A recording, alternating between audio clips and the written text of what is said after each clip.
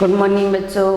Class BSc third year और BSc BEd 4 year के लिए ऑर्गेनिक केमिस्ट्री का हमारा टॉपिक चल रहा है टेरोसाइक्लिक कंपाउंड, जिसके पार्ट 10 तक हो गया था। आज पार्ट नंबर 11 की बात कर रहे हैं और हमारा जो टॉपिक चल रहा था वो 5 मेंबर्ड रिंग के अंदर फ्यूरेन और फ्यूरेन के अंदर फ्यूरेन की इलेक्ट्रॉन्स नहीं प्रतिस्थापन अभिक्रिया क्या चल रही थी। वे इलेक्ट्रॉन्स नहीं प्रतिस्थापन अभिक्रिया, जिसके अंदर हमने कुछ रिएक्शन कर ली थी, कुछ अभी बाकी हैं।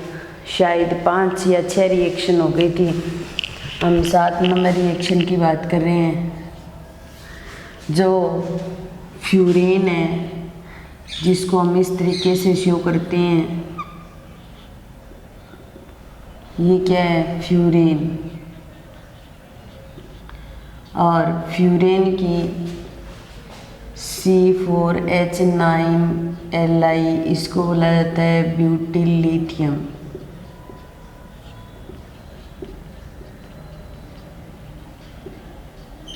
क्या बोला जाता है, ब्यूटिल लिथियम। फ्यूरेन की ब्यूटिल लिथियम के साथ हम रिएक्शन करवाते हैं। रिएक्शन करवाने पर यहाँ से एक H बाहर निकलता है और इसके साथ ऐड होता है और C4H10 बना देता है, और जो लिथियम है वो इस फ्यूरेन के साथ जुड़ जाता है।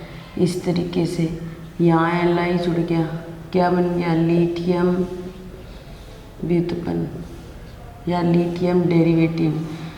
तो ब्यूटिल लिथियम के साथ भी हम प्रतिस्थापन अभिक्रिया को या इलेक्ट्रॉन्स नहीं प्रतिस्थापन अभिक्रिया को शो कर सकते हैं। फ्यूरेन की ब्यूटिल लिथियम के साथ रिएक्शन करवाएंगे तो हमें लिथियम व्युत्पन्न प्राप्त होगा। एक हाइड्रोजन यहाँ से निकल करके इसके साथ जुड़ करके बाहर निकल जाएगा। ये किसको शो करेंगे, ब्यूटेन को। तो यानी कि एल्कीन तो बाहर हो गई और हमें क्या प्राप्त हो गया, लिथियम व्युत्पन्न या लिथियम डेरिवेटिव प्राप्त हो गया। उसके बाद में नेक्स्ट रिएक्शन, ये हमारे पास में फ्यूरेन है और इस फ्यूरेन की C6H5N2Cl, ये नेगेटिव ये पॉजिटिव, इसको बोला जाता है बेंजीन डाइएजोनियम क्लोराइड।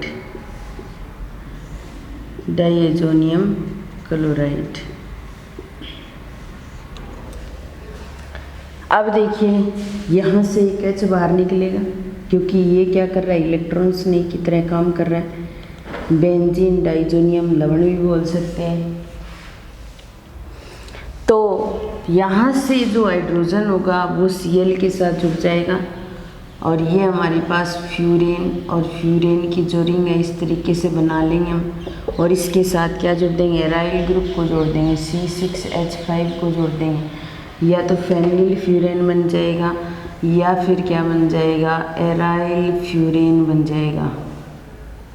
ठीक है, N2 बाहर निकल जाएगी और HCl भी बाहर निकल जाएगा।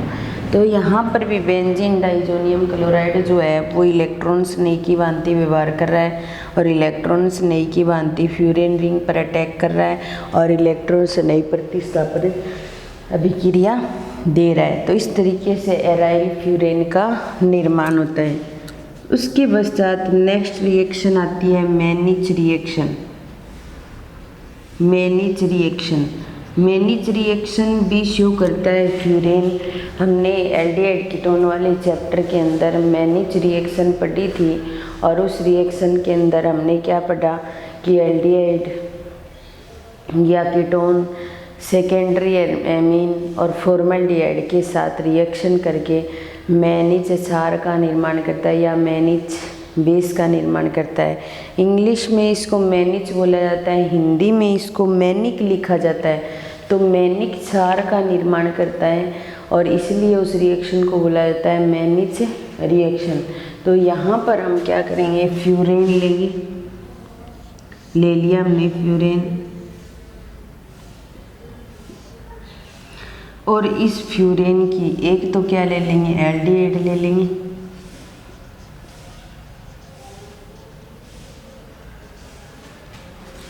प्लस में CH3 की ट्वाइस NH, एक क्या ले लिया हमने, सेकेंडरी एमीन ले लिया।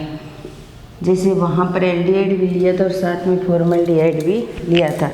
ये आपस में रिएक्शन करेंगे और रिएक्शन करके फ्यूरेन रिंग की जो 2 नंबर कंडीशन है उस पर जुड़ जाएंगे। ये बॉन्ड वैसे के वैसे आएंगे, यहाँ जुड़ जाएंगे CH2 NH और NH के साथ CH3 की ट्वाइस, क्या बन जाएगा, मैनिक क्षार। तो इस तरीके से मैनिक रिएक्शन भी शो कर सकता है ये कौन, फ्यूरेन। तो फ्यूरेन की इलेक्ट्रॉन्स नई प्रतिस्थापन प्रक्रिया के अंदर हमने सबसे पहले फ्यूरेन की ब्यूटिल लिथियम के साथ रिएक्शन करवाई, ब्यूटेन प्राप्त हो गया, लिथियम व्युत्पन्न प्राप्त हो गए। दूसरी कंडीशन में हमने क्या किया, फ्यूरेन की बेंजीन डाइजोनियम क्लोराइड के साथ रिएक्शन कराई, एराइल फ्यूरेन प्राप्त हो गया, नाइट्रोजन बाहर निकल गई और इस फ्यूरेन से रिंग से H जो बाहर निकलता है वो Cl के साथ जुड़ करके HCl की फॉर्म में बाहर हो गया। फिर उसके बाद में हमने फ्यूरेन की मैनिच रिएक्शन को शो किया, तो हमने एल्डिहाइड लिया और एल्डिहाइड की रिएक्शन सेकेंडरी एमीन के साथ करवाई और सेकेंडरी एमीन के साथ करवाने पर हमें क्या प्राप्त होता है, मैनिक क्षार प्राप्त होता है। क्या प्राप्त होता है भाई, मैनिक क्षार प्राप्त होता है। और मैनिक क्षार जो देते हैं वो रिएक्शन कौन सी होती है, मैनिक रिएक्शन होती है।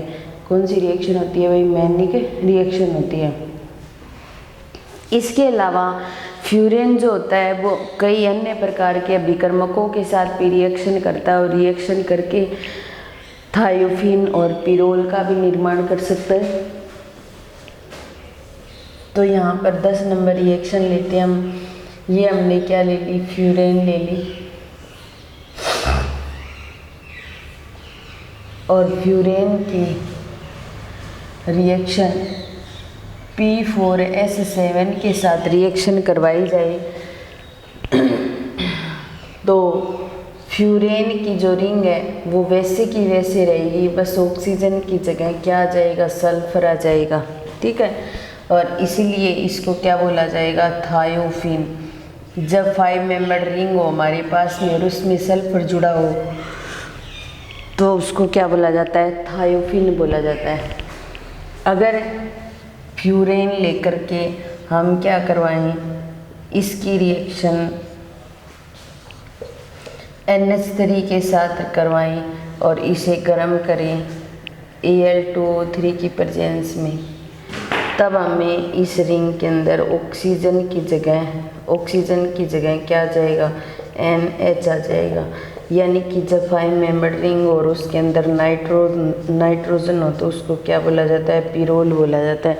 हमने पिरोल पढ़ भी लिया है और आप लोगों को समझ भी आ गया होगा। तो 5 मेंबर रिंग के अंदर सबसे पहले हमने पिरोल को पढ़ा, फिर उसके बाद फ्यूरेन को शुरुआत की। तो सबसे पहले फ्यूरेन P4H7 के साथ रिएक्शन करता है, ऑक्सीजन की जगह सल्फर आ जाती है और क्या बन जाता है, थायोफिन। अब फ्यूरेन की NH3 के साथ रिएक्शन करवाते हैं Al2 एल्यूमिना की प्रेजेंस में, तो ऑक्सीजन की जगह क्या आ जाता है, नाइट्रोजन आ जाता है और इसीलिए इसे क्या बोला जाता है, पिरोल बोला जाता है।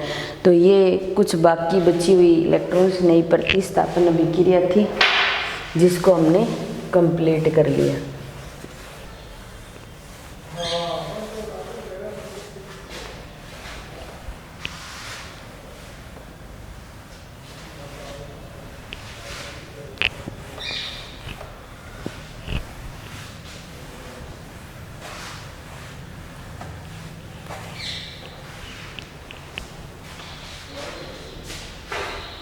अब उसके बाद में फ्यूरेन की एक रिएक्शन लास्ट बची है, इलेक्ट्रॉन्स नई प्रतिस्थापन के बाद में वलय का टूटना। क्या होता है वलय का टूटना, कि जो फ्यूरेन की जो रिंग है वो टूट जाएगी और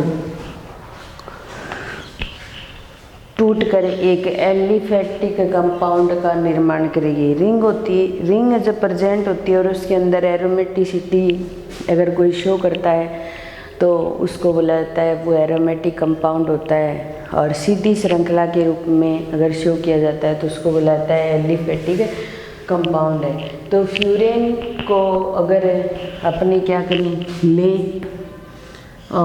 ले लिया फ्यूरेन, ठीक है, और इसकी MeOH के साथ रिएक्शन करवाई जाए, HCl की प्रेजेंस में गर्म किया जाए तो ये रिंग टूट जाएगी और यहाँ पर आ जाएगा MeO की ट्वाइस CH2 और CH2 और CH और यहाँ OMe की ट्वाइस, ये प्रोडक्ट बन जाएगा एक। तो अगर हमारे पास में फ्यूरेन हो यहाँ पर और इसकी इस कंडीशन पर Me जुड़ा हो और इस कंडीशन पर Me जुड़ा हो, तब हम इस रिंग को गर्म करेंगे तो इसके लिए एक्वस H2SO4 काम में लेंगे। क्या लेंगे? एक्वस H2SO4 एक्वस कंडीशन का लेंगे तो रिंग टूट जाएगी। MeCO CH CH COMe ये प्राप्त हो जाएगा, यानी कि एक सीधी कार्बन श्रृंखला के रूप में हमें प्रोडक्ट प्राप्त हो गया। तो ये था वलय का टूटना। इसके साथ ही फ्यूरेन की जितनी भी रिएक्शन है वो सारी कंप्लीट होती हैं, केमिकल रिएक्शन। अब हम फ्यूरेन की स्ट्रक्चर और एरोमेटिसिटी की बात करेंगे। किसकी बात करेंगे? एरोमेटिसिटी की और या उसके स्ट्रक्चर की बात करेंगे। तो स्ट्रक्चर के अंदर क्या होता है कि फ्यूरेन जो होता है एक 5 मेंबर्ड रिंग होती है और 5 मेंबर्ड रिंग होने के कारण स्ट्रक्चर एंड एरोमेटिसिटी,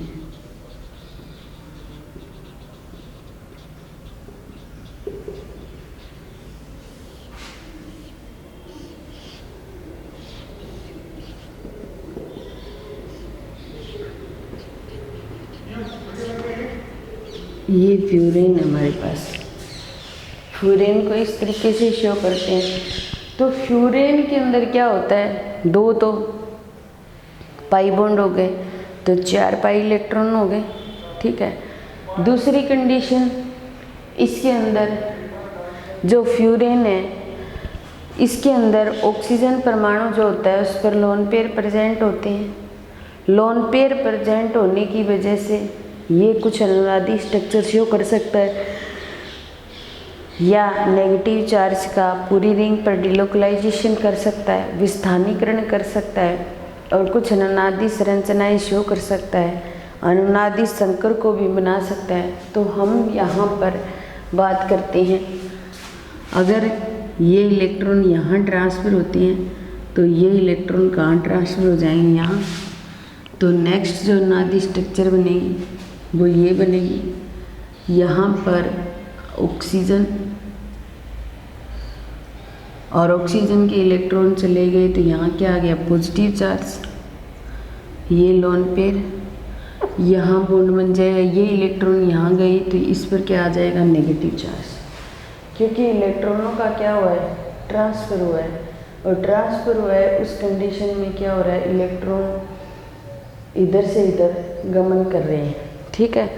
अब उसके बाद में ये इलेक्ट्रॉन यहाँ चले गए तो यहाँ बॉन्ड की फॉर्मेशन हो गई। अब ये इलेक्ट्रॉन यहाँ ट्रांसफ़र हो जाएंगे और ये इलेक्ट्रॉन यहाँ, तो दूसरी कंडीशन में क्या होगा?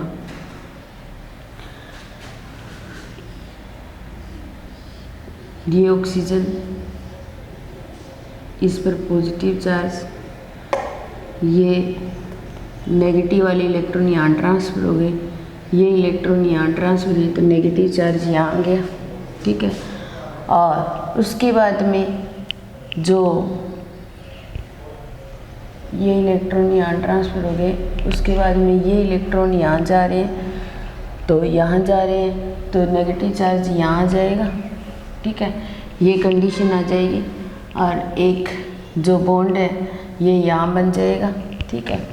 फिर उसके बाद में क्या होगा?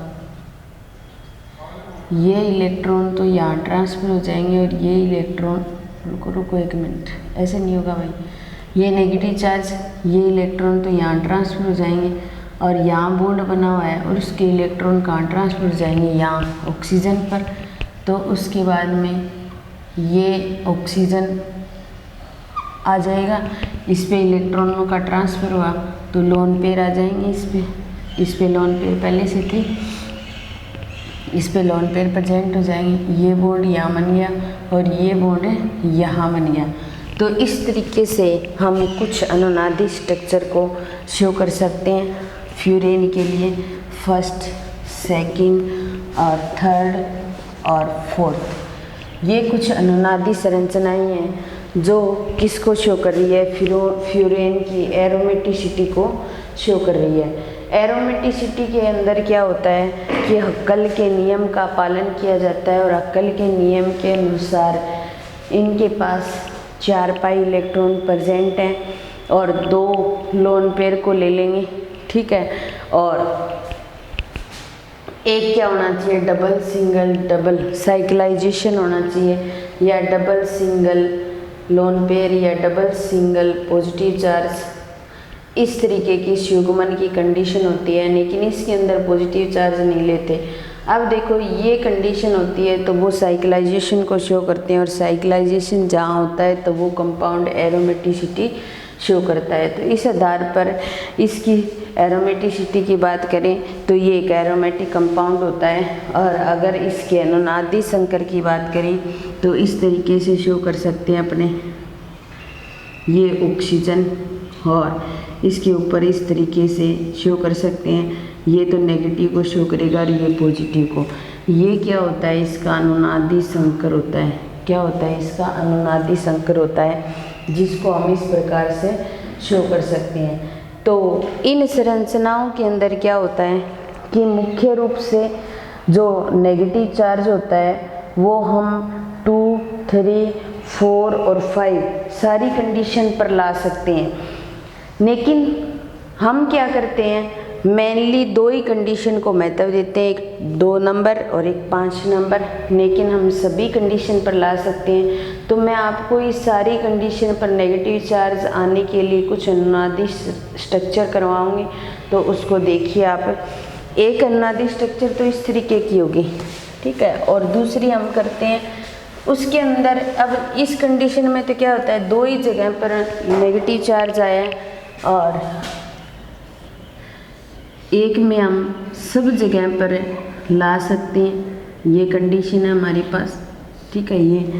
ये इलेक्ट्रॉन यहाँ ट्रांसफ़र हो गए और ये इलेक्ट्रॉन यहाँ ट्रांसफ़र हो जाएंगे, ठीक है। ये कंडीशन आ गई। फिर अपने क्या करें, ये ऑक्सीजन और ये इलेक्ट्रॉन यहाँ ट्रांसफ़र, यहाँ बॉन्ड बन गया, यहाँ नेगेटिव चार्ज, ये बॉन्ड पहले से बना है, ये लोन पेयर, इस पर क्या आ जाएगा, पॉजिटिव चार्ज। यानी कि हमारी 3 नंबर कंडीशन थी, उसके ऊपर नेगेटिव चार्ज प्रेजेंट हो गया, ठीक है।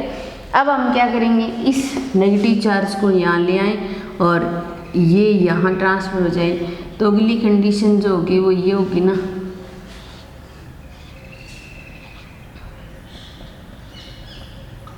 ये बॉन्ड पहले से बना हुआ है, ये यहाँ ट्रांसफ़र किया, यहाँ बॉन्ड बन गया और ये नेगेटिव चार्ज कहाँ आ गया, यहाँ। अब देखिए, पहले 3 नंबर कंडीशन पर नेगेटिव चार्ज आया था और अब क्या हो गया, 5 नंबर कंडीशन पर नेगेटिव चार्ज प्रेजेंट हो गया। अब हम क्या करेंगे, इस नेगेटिव चार्ज को यहाँ ले आएँ और इस इलेक्ट्रॉन को यहाँ ट्रांसफ़र कर दें। तो अब नेगेटिव चार्ज यहाँ आ गया, यहाँ बॉन्ड बन गया, यहाँ बॉन्ड बन गया, ये पॉजिटिव चार्ज। अब हम क्या करें, इन इलेक्ट्रॉनों को यहाँ ट्रांसफ़र कर दें और इस इलेक्ट्रॉन को यहाँ ट्रांसफ़र कर दें।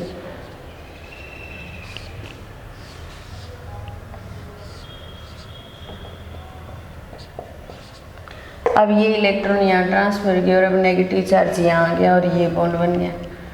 फिर उसके बाद में लास्ट कंडीशन में ये इलेक्ट्रॉन यहाँ ट्रांसफ़र हो जाए और ये बेंजीन के पास चले जाएंगे, तो वापस जैसी कंडीशन पहले थी वैसी की वैसी प्राप्त हो जाएगी हमें और ये इस तरीके से आ जाएंगे।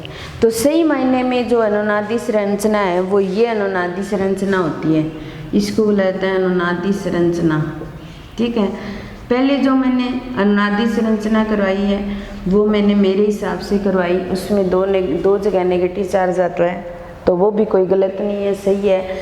और सही मायने में अनुनादी संरचना ये होती है, देखो 3 नंबर कार्बन पर आ गया, 5 नंबर कार्बन पर आ गया, 2 नंबर कार्बन पर आ गया, 4 नंबर कार्बन पर।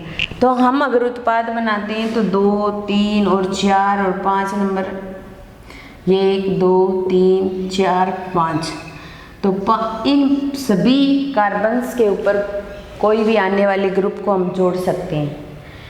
लेकिन हम मेनली क्या करते हैं, 2 और 5 नंबर के जो प्रोडक्ट होते हैं उनको ज़्यादा बनाते हैं, वो ज़्यादा मात्रा में बनते हैं। अब वो कैसे बनते हैं, क्योंकि अगर हम इलेक्ट्रॉनों का इधर से इधर ट्रांसफ़र करवाएं और ट्रांसफ़र करवाने की कंडीशन में इलेक्ट्रॉनों ऑक्सीजन जो होते हैं, ऑक्सीजन पर पॉजिटिव चार्ज आता है और इस पॉजिटिव चार्ज को क्या कर सकते हैं, हम पूरी रिंग पर भी घुमा सकते हैं और 2 नंबर और 5 नंबर कंडीशन को महत्व दे देते हैं। तो इस आधार पर 2 नंबर और 5 नंबर जो प्रोडक्ट होता है वो ज़्यादा मात्रा में बनता है। तो कोई भी आने वाला इलेक्ट्रॉन्स नहीं अगर उस रिंग पर अटैक करता है या उस रिंग के साथ जुड़ता है, तो हम क्या करते हैं, जो 2 नंबर और 5 नंबर जो होता है उस पर जोड़ते हैं और उस पर जोड़ने की वजह से जो ऑक्सीजन पर पॉजिटिव चार्ज आता है इलेक्ट्रॉनों के देने से, वो पॉजिटिव चार्ज हम पूरी रिंग पर घुमा देते हैं। तो इस आधार पर हम 2 नंबर और 5 नंबर प्रोडक्ट को ज़्यादा महत्व देते हैं। तो ये थी इसकी स्ट्रक्चर और एरोमेटिसिटी से संबंधित बात, इसकी अनुनादी संरचना से संबंधित बात।